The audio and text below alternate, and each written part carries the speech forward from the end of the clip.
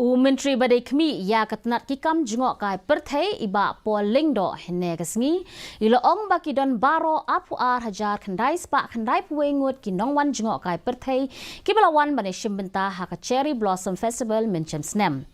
haba jubab ya ka jingkeli jong MLA ka seng VPP na not Shillong iba Adelbert Nongrum Menteri ulo ong ba Baroh kinong wan jengok kai perthai kibalasa ha Vivanta Marriott Badri Kenjai kidon Syahjar aspa handrup khandai ngun kinong wan jengok kai perthai kibasa ha ki weipat ki hotel kidon khatsan hajar arspa san ngut kat bah riu hajar san spa khat nyongut kibalasa ha ki homestay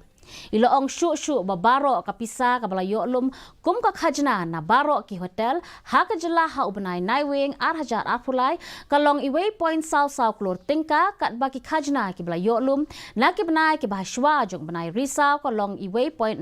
laipun riu Klur Tyngka. Total number of tourists in premium category accommodation was 1,000 speakers, 22,991 tourists attended the Cherry Blossom Festival 2023. The total number of tourists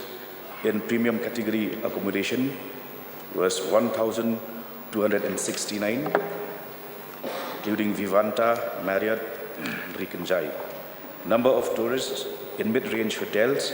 was 15,205. So the total tax revenue generated for all hotels in the state for November 2023 was 1.44